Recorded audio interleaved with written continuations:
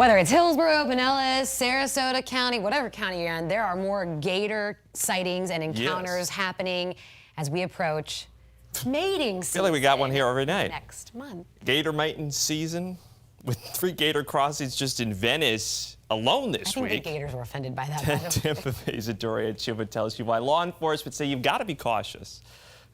I get in my truck, I go by, there's our Smiley. He's our resident alligator for the golf course.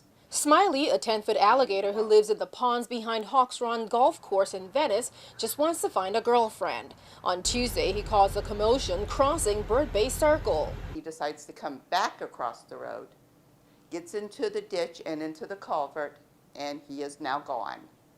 He escaped the trappers. Smiley got to live another day and has resumed his search for his lady of the season.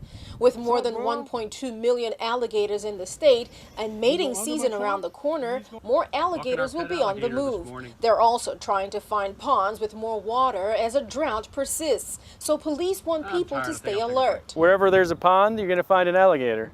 And there's lots of water around this area, so whether it's in a community or whether it's out in an open field, there's likely to be an alligator near water. Fish and wildlife experts say whenever you're near a body of water and you see an alligator, you need to give it space. Never feed that alligator, keep your pets on the leash, and don't let children play around the water's bank. Adam Brown of FWC says many people aren't paying attention when walking in areas with ponds. Even though you don't see that alligator, there's a very good chance an alligator may be nearby and can see you. Brown says there's also a rise in people putting themselves in danger to get photos or video for social media. Don't be foolish, okay? This is not something that we want to play around with. I mean, there are plenty of people who are trying to make a name for themselves online, maybe get a certain amount of likes or whatever it is, clicks on their site, but that's what gets you in trouble. His advice to the thousands of new residents pouring into the state of Florida: to take the time to learn about what to do and not to do when you see an alligator, because you will see an alligator. It's going to happen.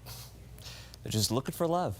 Authorities say good rule of thumb, keep at least 10 feet away from any open body of water. If you do see any wildlife and it's an emergency, call 911. Otherwise, they've got a special number, 866-FWC-GATOR.